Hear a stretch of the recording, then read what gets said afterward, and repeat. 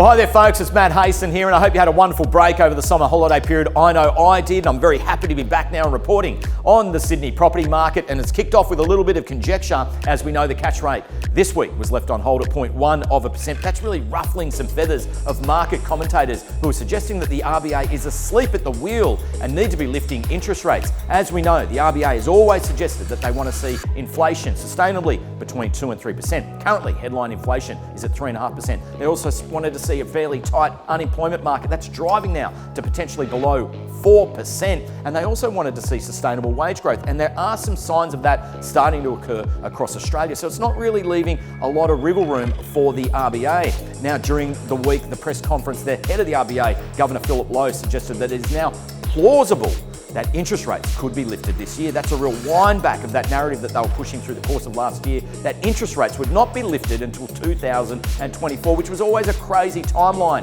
to suggest in such a volatile economy. Now, most banks and financial institutions are suggesting that interest rates could increase by around September this year, but RBA Governor Philip Lowe suggested it will only be modest. We're not going to see anything like the sharp increases potentially likely for the US, which is currently seeing inflation sitting at 7%.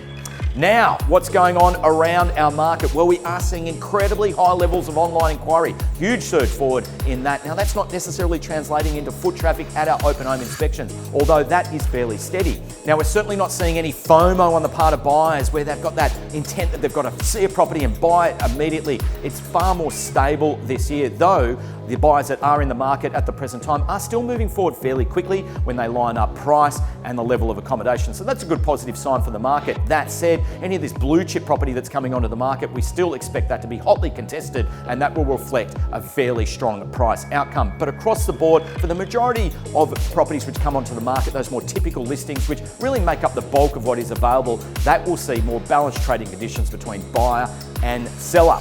Now let's look at some of the data impacting the property market at the end of the December quarter. Both investor and owner-occupier loans were increasing across Australia, up 4.4%. Now that'll probably explain why we're seeing that surge forward in new online inquiry. A lot of new buyers in the market doing their due diligence, surveying what area they should dive into. So that's very interesting.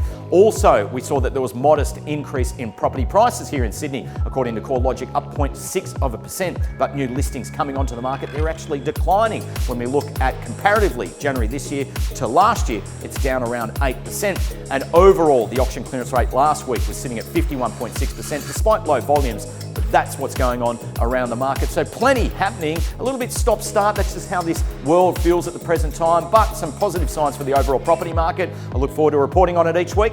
Thanks for watching. I'll catch you all next time.